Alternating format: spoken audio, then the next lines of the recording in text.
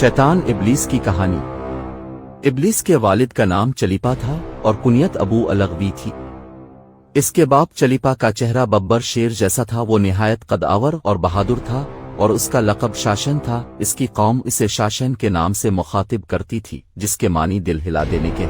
शासन की तमाम कौम पर धाक बैठी हुई थी और कौम का बच्चा बच्चा शासन का एहतराम करता था, क्योंकि इसने जिन्नात की बेतहाशा कौमें मुख्तलिफ फतूहात से अपने ज़ेर की थी।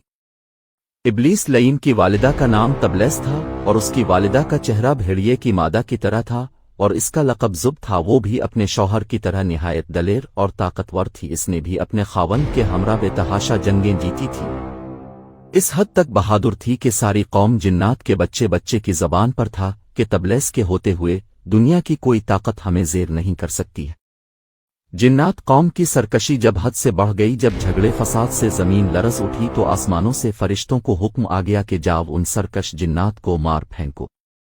बकौल इब्लीस के कि मेरी माँ तबलेस ने फरिश्तों के साथ जंग करते हुए बहादुरी के वो जौहर दिखाए कि देखने वाले अशशकर अलिफाट है। लेकिन मुश्किल ये थी कि जिन और फरिश्तों का कोई जोड़ नहीं था और खुद मेरा यानी इब्लीस लईन का भी ये ख्याल था कि अम्मा जान की बईद अज कियास बहादुरी के मुकाबला में फरिश्तों ने आकर सख्त गलती की है और उन्हें बड़ी इबरतनाक शिकस्त होगी।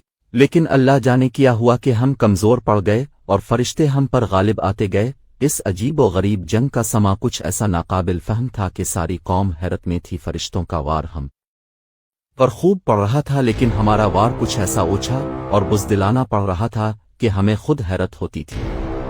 कौम जिन्नात का जो बच्चा बच्चा मेरी माँ और बाप की बहादुरी के गिन गाता था, आज उन्हीं को फरिश्ते दर्दनाक तरीक़ों से मार रहे थे। इसी दौरान मेरी वालिदा और मेरे वालिद जंग में मारे गए। मैं इस वक्त शादीशुदा था। मेरी मलिका और बेटा मरवा भी मारे गए।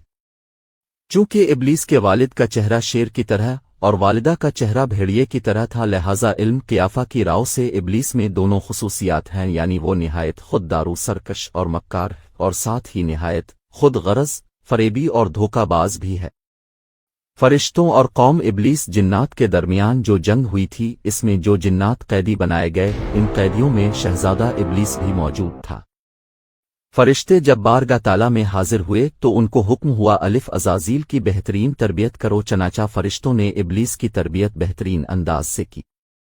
अल्लाह के रुतबा और जावजलाल से आशना किया गया। इबादत और रियाजत के तरीक़े व आदाब समझाए गए, यहाँ तक कि पहले आसमान वालों ने इसको आबिद का कहा, दूसरे आसमान वालों ने जाहिद, तीसरे आसमान वालों ने आरिफ, चौथे आसमान वालों ने वली, पांचवीं आसमान वालों ने तकी, छठे आसमान वालों ने खाशे और सातवीं आसमान वालों ने अज़ाज़ील के लक़ब से मुलक़्क़ब किया।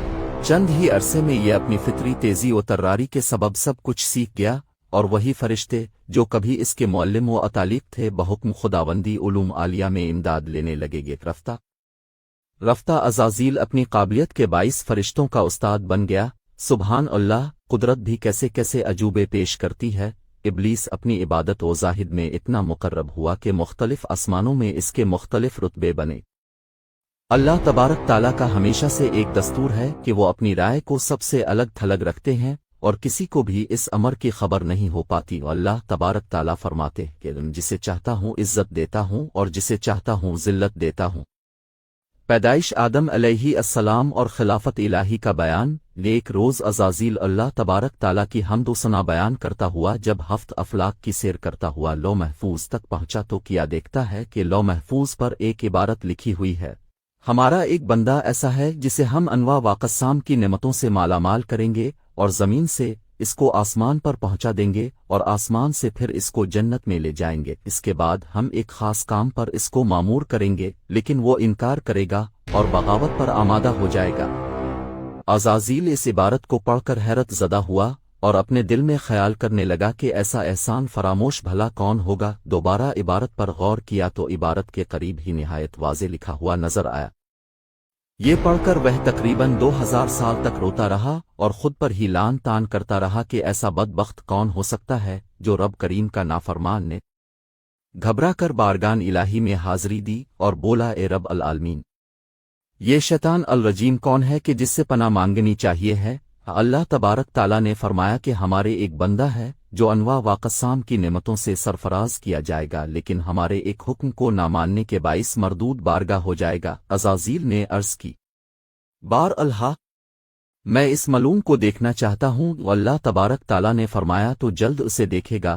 عزازیل اسی سوچ و بچار میں ہزارہ سال مبتلا تھا کہ اسے معلوم ہوا کہ آدم علیہ السلام کا پتلا تیار کیا جا رہا ہے۔ اس پتلے کا سر مکہ معظمہ کی خاک، گردن بیت المقدس کی مٹی، سینہ عدن کی خاک سے، اور پشت و شکم ہندوستان کی سرزمین کی مٹی سے، ہاتھ مشرق کی خاک اور پیر مغرب کی زمین سے تیار ہوں گے، اور باقی گوشت پوست وغیرہ تمام زمین کی مجموعی خاک سے بنیں گے، اور اس کے علاوہ اس میں آگ، پانی اور ہوا کو بھی شامل کیا جائے گا۔ مختلف جگہوں کی مٹی شامل کرنے کی حکمت یہ ہے کہ اس پتلا کی نسل مختلف شکلوں میں نمودار ہو سکے گی، اور عناصر کے شامل کرنے کی حکمت یہ ہے کہ اس پتلے کی نسل چہار طبائع کا حسین امتزاج ہوگی، کیونکہ ہر چہار عناصر میں سے ایک عنصر دوسرے عنصر کی موجودگی میں قائم رہ ہی نہیں سکتا۔ مثلا آگ اور پانی یکجا نہیں رہ سکتے، اور مٹی اور ہوا یکجا نہیں رہ سکتے، اور یہ قادر مطلق کا ہی کمال ہے جس نے ان چہار عناصر کو یکجا کر رکھا ہے، اور یہ جامع العجائب والغرائب پتلا سان مطلق نے اپنے ہاتھ،